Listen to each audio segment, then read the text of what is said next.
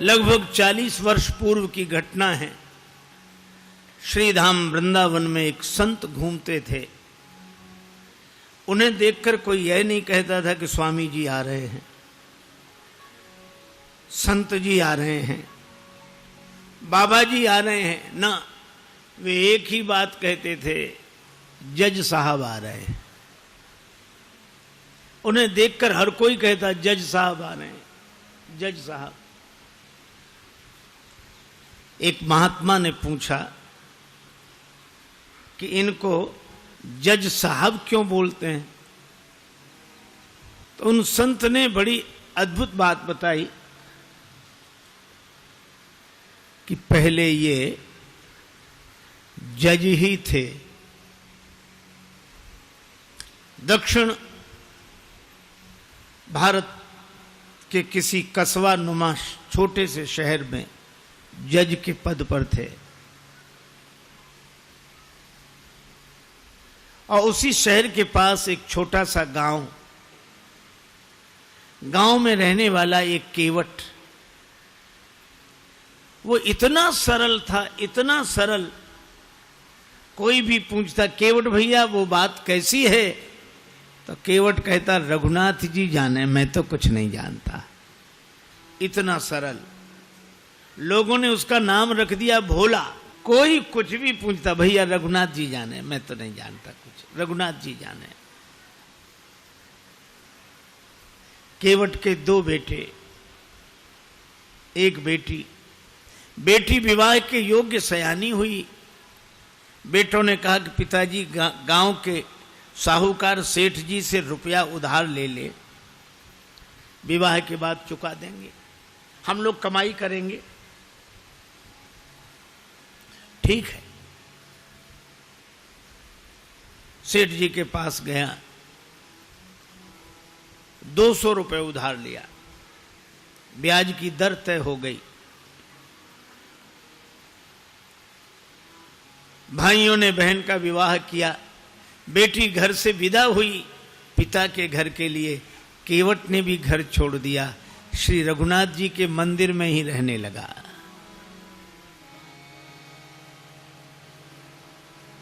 बस उसको तो रघुनाथ जी ही सब कुछ। जाऊं कहां तजी चरण तुम्हारे, जाऊं कहां तजी चरण तुम्हारे, जाऊं कहां तजी चरण तुम्हारे, जाऊं कहां तजी चरण तुम्हारे। काको नाम पतित पावन जग, काको नाम पतित पावन जग, केही अति दीन प्यारे। ओ जाऊं कहां तजी चरण तुम्हारे, जाऊं कहां तज चरण तुम्हारे, जाऊं कहां तज चरण तुम्हारे। मंदिर में रहता, झाड़ू लगाता, रघुनाथ जी का दर्शन करता, आनंदित रहता। बेटों ने कमाई की, पैसा केवट को लाकर दिया, पिताजी जिनसे उधार लिया है वापिस करें। केवट गया, सेठ जी को रुपया वापिस दिया, ब्याज दिया, सेठ जी ने रसीद लिख ली, हिसाब किताब चुकता, पाई पाई से पैसा प्राप्त। केवट को दी रसीद, पढ़ो क्या लिखा है। केवट बोला मैं कुछ नहीं जानता, रघुनाथ जी जाने। सेठ के मन में पाप आ गया, ये रसीद हमें दे दो, ये कागज हमें दे दो। और दूसरे कागज पर कुछ ऐसे ही लिख कर दिया, पानी ले आओ। वो पानी लेने गया, कागज बदल दिया। केवट जो कागज लेकर आए उस पर ऐसे ही कुछ लिखा था। रघुनाथ जी के चरणों में रसीद समझ के कागज को रखा, फिर अपने कक्ष की अलमारी में रख दिया और प्रसन्न रहने लगा। सिर पर सीताराम फिकर फिर क्या करना, सिर पर सीताराम फिकर फिर क्या करना, क्या करना क्या करना, फिकर फिर क्या करना, क्या करना क्या करना, फिकर फिर क्या करना। सिर पर सीताराम फिकर फिर क्या करना, सिर पर सीताराम फिकर फिर क्या करना। तेरे बिगड़े बनेंगे काम फिकर फिर क्या करना, फिर बिगड़े बनेंगे काम फिकर फिर क्या करना। पितु रघुवर श्री जानकी मैया, पितु रघुवर श्री जानकी मैया, फिर क्यों परेशान हो भैया, फिर क्यों परेशान हो भैया। कटेंगे कष्ट तमाम फिकर फिर क्या करना, तेरे कटेंगे कष्ट तमाम फिकर फिर क्या करना।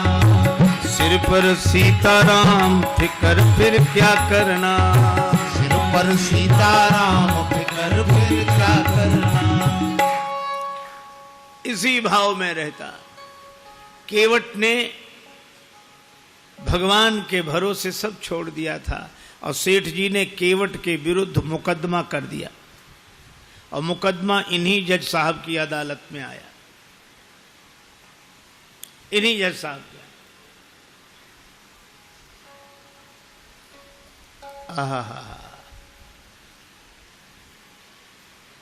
तारीख पर केवट उपस्थित हुआ। जज साहब ने कहा, केवट तुमने सेठ जी से रुपया उधार लिया था? हाँ हुजूर, लिया था।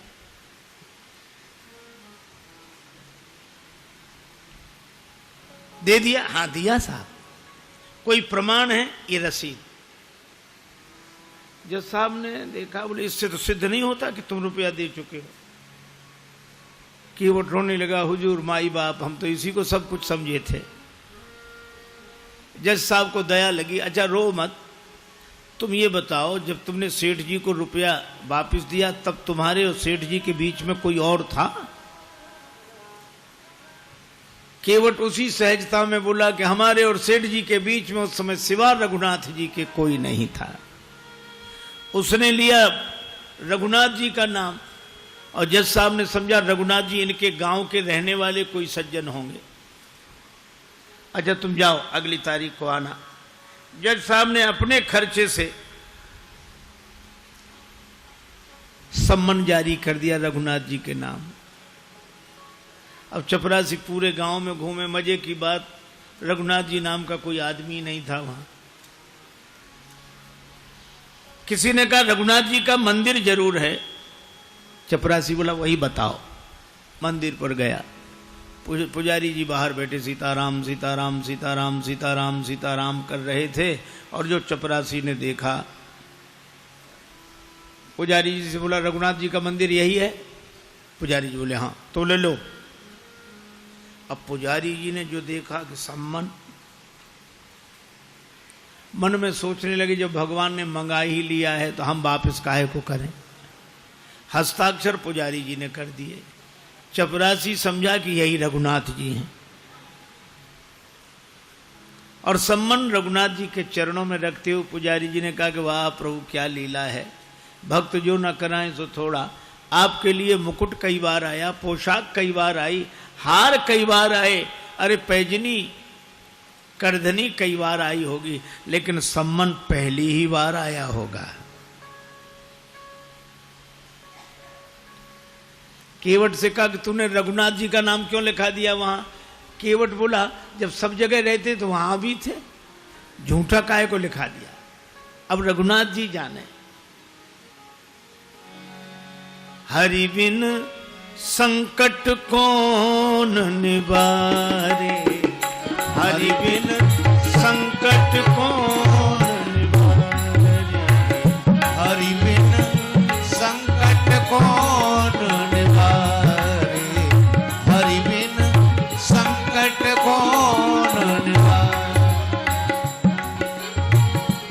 साधनहीन मलिन दीन में जाऊं कहीं के द्वारे या अनाथ की लाज आज रघुनाथ जी हाथ तुम्हारे रघुनाथ जी हाथ तुम्हारे हरि बिन संकट कौन निवारे।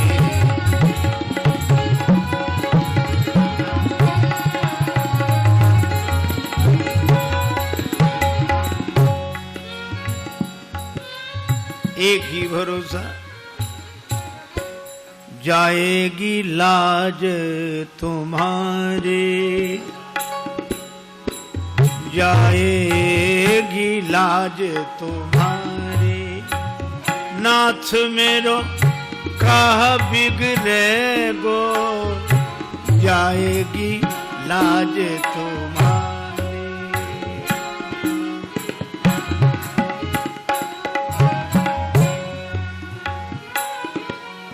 दीन दयालु सुने जब ते तब ते मन में कछु ऐसी बसी है जाऊं टेरूं कहां और जाऊं कहां बस तेरे ही नाम की फेंट कसी है। तेरो ही आसरो एक मलूक नहीं प्रभु सो कोई और जसी है ए हो मुरारी पुकारी कहो अब मेरी हंसी नहीं तेरी हंसी है मेरी हंसी नहीं तेरी हंसी है जाएगी लाज तुम्हारी नाथ मेरो का बिगड़े गो जाएगी लाज तुम्हारी।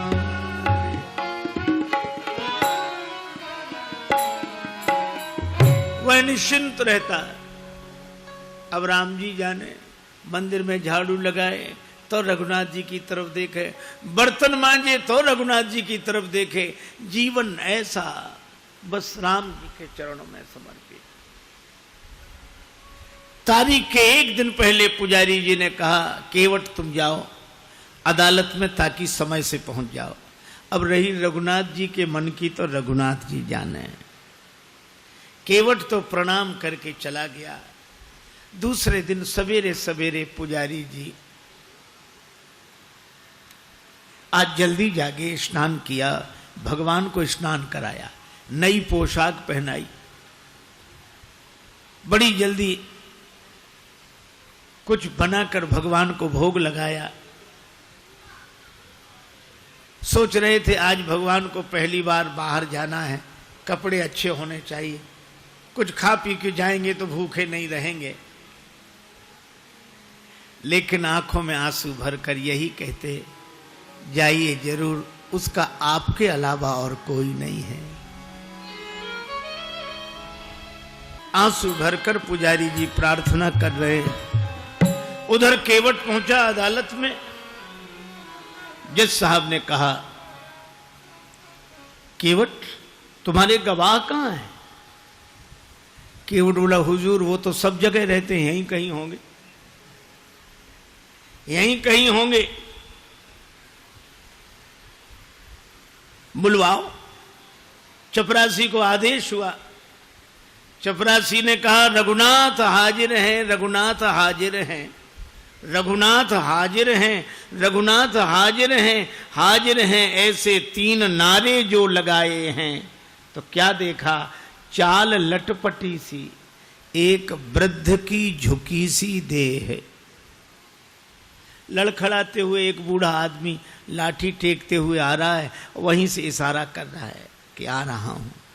चाल लटपटी सी एक वृद्ध की झुकी सी देह दुपटी फटी सी शीस बांधे धर धाये हैं हाथ माह छड़ी पड़ी तुलसी की ही ये माल, माथे पर रोरी चारु चंदन चढ़ाए हैं, साहब के सामने विनीत चपरासी साथ, आज रघुनाथ जो गवाह बनी आए। साहब के सामने विनीत चपरासी साथ, आज रघुनाथ जी गवाह बने आए। केवट ने प्रणाम कर लिया। सेठ जी चौंके कि ये कौन? जज साहब ने कहा रघुनाथ जी आपका ही नाम है? जी। केवट ने रुपया वापस कर दिया। हाँ। कोई प्रमाण है? सेठ जी ने खुद रसीद लिख ली थी। बेईमानी आ गई मन में, दी नहीं केवट को। सेठ जी को यहीं रखा जाए, इनकी बैठक में रखा हुआ रजिस्टर मंगाया जाए।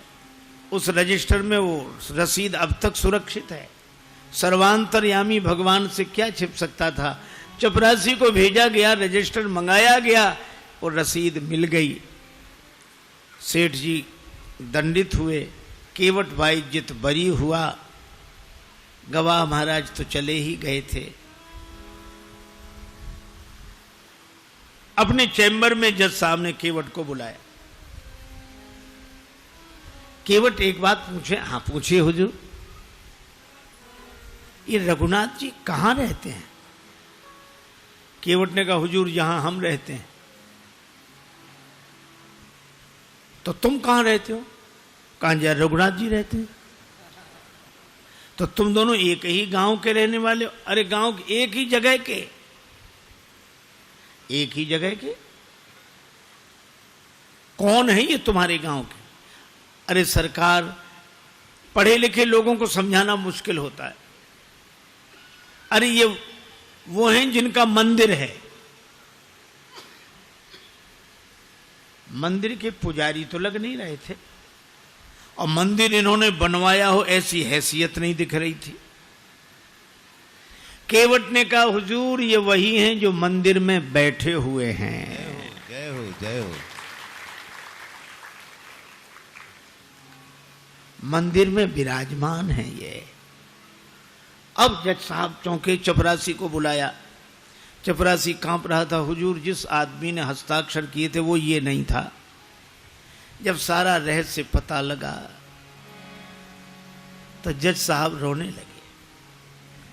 रोते रोते बंगले पर गए। लोगों ने पूछा क्या बात है, रो क्यों रहे हो? तो उन्होंने यही कहा, शुक सारद नारद शेष गणेशहु, सुख सारद नारद शेष गणेशहु, के नहीं ध्यान में आते रहे,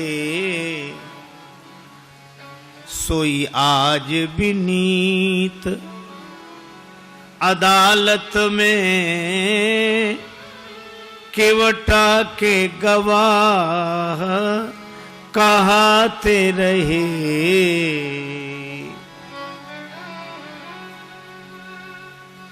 जो शुक सनकादिक के ध्यान में नहीं आए वे भगवान आज केवट की गवाही देते रहे। तो किसी ने कहा कि आप रोते क्यों हैं, खुश होना चाहिए। और गए तो दुख क्या, वे तो जाते ही। सुख धोखे दर्श दिए को भयो, दुख नाहिन जो तज जाते रहे। दुख तो केवल एक बात का है, बड़ी बेअदबी हो गई आज उनके विरुद्ध। कुर्सी पे बना, कुर्सी पे बना जज बैठा रहा, जगदीश खड़े समझाते रहे। कुर्सी पे मैं कुर्सी पर जज बना बैठा रहा, और जिनकी अदालत में एक दिन सबको उपस्थित होना पड़ेगा वे भगवान खड़े खड़े गवाही देते रहे। ऐसा भाव भरा रोते रहे, पद से इस्तीफा दे दिया, साधु बनकर वृंदावन आ गए। वृंदावन आकर भी भगवान के मंदिर के अंदर नहीं जाते थे, सड़क पर बाहर से ही धूल माथे पर चढ़ा लेते। क्यों? यही सोचते थे, आ तो गया हूं मगर जानता हूं तेरे दर पे आने के काबिल नहीं हूं। आ तो गया हूं मगर जानता हूं तेरे दर पे आने के काबिल नहीं हूं। आ तो गया हूँ मगर जानता हूँ तेरे दर पे आने के काबिल नहीं हूँ। तेरी मेहरबानी कहे बोझ इतना जिसे मैं उठाने के काबिल नहीं हूँ। तेरी मेहरबानी कहे बोझ इतना जिसे मैं उठाने के काबिल नहीं हूँ। आ तो गया हूँ मगर जानता जमाने की चाहत ने मुझको भुलाया, तेरा नाम मेरी जबां पे न आया। खतावार हूं मैं, गुनाहगार हूं मैं, खतावार हूँ मैं, गुनाहगार हूँ मैं। तुझे मुंह दिखाने के काबिल नहीं हूँ। तुझे मुंह दिखाने के काबिल नहीं हूँ। आ तो गया हूँ मगर जानता हूँ तेरी माना की दाता हो तुम कुल जहां के, मगर कैसे दामन में फैलाऊं आके। जो अब तक दिया है वही जय हो। कम नहीं है। जो अब तक दिया है वही कम नहीं है। कर्जा चुकाने के काबिल नहीं हूँ। ये कर्जा चुकाने के काबिल नहीं हूँ। आ तो गया हूँ मगर जानता हूँ। आ तो गया हूँ मगर जानता हूँ। 40 वर्ष पहले तक ब्रज वीथियों में उनका दर्शन होता था। ये सत्य घटना है, इस युग की घटना है।